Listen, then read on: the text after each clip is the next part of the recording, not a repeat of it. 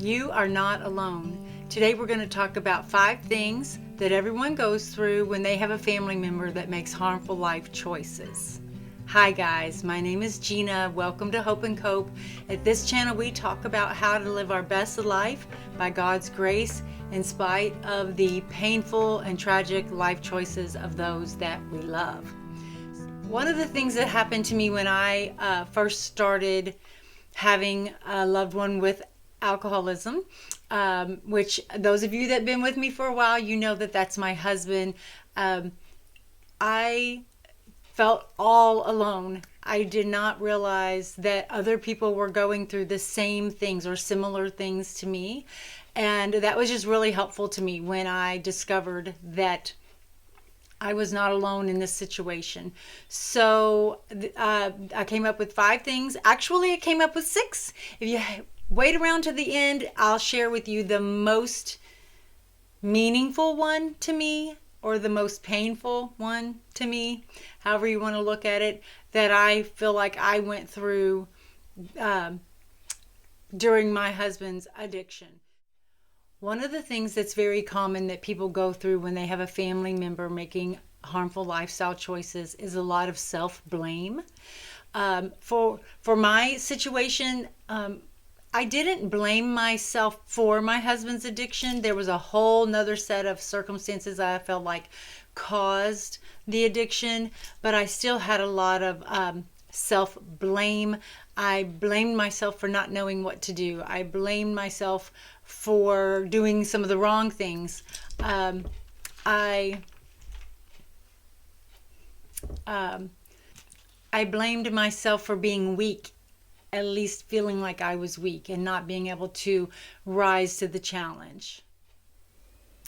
The next thing that we go through when we have a loved one in our lives that are making harmful life choices is shame. So, I don't know. I think shame is a pretty universal emotion.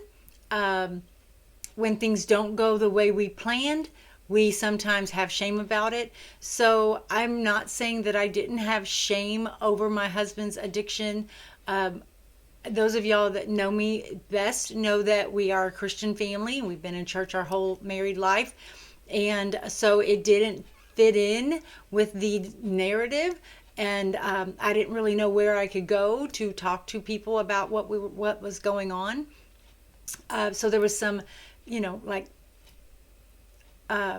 resistance to sharing that.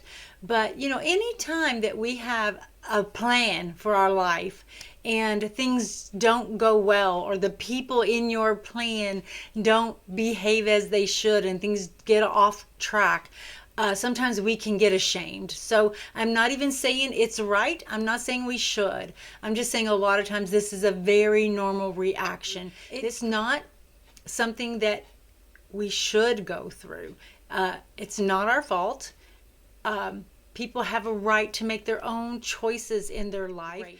I'm just trying to say to you, these are things that come into our thinking that are very common. They're very common for you to go through. I'm not saying you're right. I'm not saying you're wrong. I'm not saying you should feel badly for them. Just saying it's part of the process. Okay, it's part of the process. So far we talked about self-blame. We talked about just the feeling of shame when our marriage isn't working out. Our kids don't do what we want, or we have something that maybe it's a little public in our community. All those things can bring a sense of shame. Another thing that I went through with my husband's addiction was self-pity. So I feel like it's pretty universal. This is another one on the universal list that we begin to feel self-pity. We wonder, we tried so hard. How come things didn't work out? Don't we deserve for it to be a certain way? I made so much sacrifice in this relationship. I deserved for this to be the way I expected it to be. Maybe even there were promises made and promises not kept. So a lot of self-pity can come into your mind when you're going through a situation where someone in your family or someone you love is making harmful lifestyle choices. Remember, I said these are in no specific order. So this one is self-deception or false trust. So, you can't even always believe your own eyes when you're going through something. My situation again specifically is with an addiction. So, you can't understand what's going on. You don't recognize this telltale signs. So you perceive it to be something different. I've shared this in prior videos, but, for about a year, I thought my husband was sick. Yeah, I thought my husband was sick. I thought something was terribly, terribly wrong with him. Well, I was right. He's sick, but it's an alcoholic sickness. It wasn't a disease or an infirmity like that. So I just couldn't understand how things, I couldn't make sense of his behavior.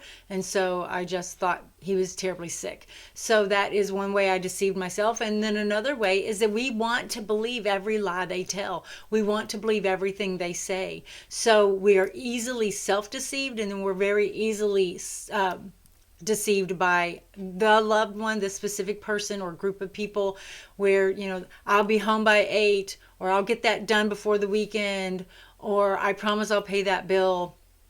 I'll promise I'll never do it again. And we want to believe those lies so desperately. So we make choices that we would probably not make. And we fall victim to situations that we probably wouldn't normally fall victim to, because it's just very common that we deceive ourselves, and we're very easily deceived under these type of circumstances when there's so many things that we can't wrap our minds around. So don't feel alone. Don't feel foolish. Just understand that you're not alone, and there are millions of us that have gone through similar situations. This is number 5 on my list, and that is loneliness. So, sometimes we can be alone in a crowd. I think you've heard that before. You've probably experienced that before. But for that specific relationship, we can get very lonely. We are lonely for the way it used to be, or we're lonely for the way we were hoping it would be. If it's our child or our sibling or a parent, we were hoping it was going to turn out in a certain way. If it's our spouse, then we miss that intimacy. We miss that companionship. We miss that feeling like I have his back and he has my back and we're a team. And then that's gone. And you can surround yourself with friends and family, and it doesn't take the place of that specific relationship that we have lost or that is just absent at the time. And so my bonus thing that I wanted to share, that you are not alone when you experience this, and that is grief. So I would say that specifically grief was the hardest thing that I dealt with. This kind of overlaps with these other ones that all kind of put it together, and it just causes a terrible sense of grief. So, I grieved the marriage. I grieved the future. My future was so uncertain, and I didn't know. I had been with my husband, it started when we were married for 24 years. And then it progressed and progressed. So then it was 34 years. And then it was 35, 36, 37 years. And so I couldn't really picture my life differently. And yet it was. And so I just really had to grieve the future that I wanted with my husband, with our family. I had to grieve not having that person to share my heart with, somebody that shared my interest anymore. I mean, it's not like we don't still have a lot of things in common,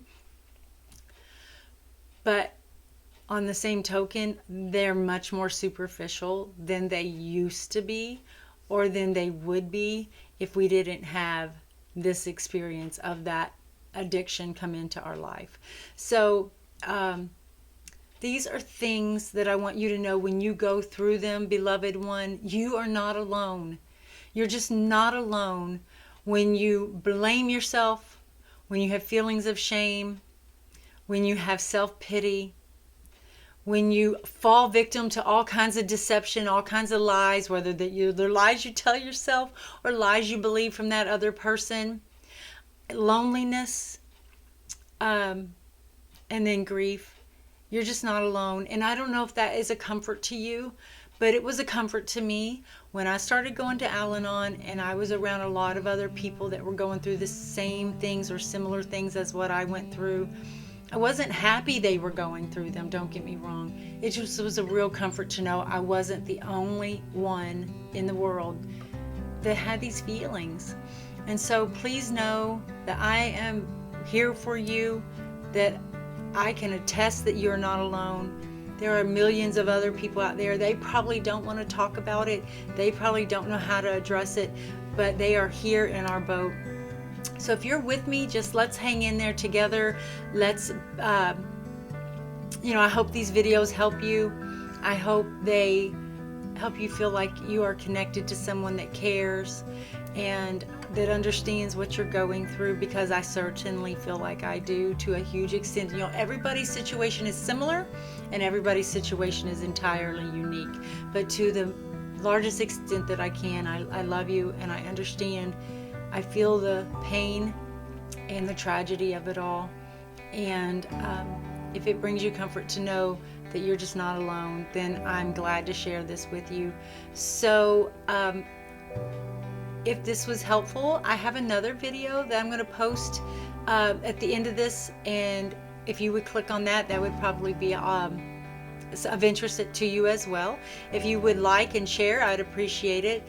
And as I say every time, and I mean it with all my heart, at the end of these videos, I love you and I'm praying for you.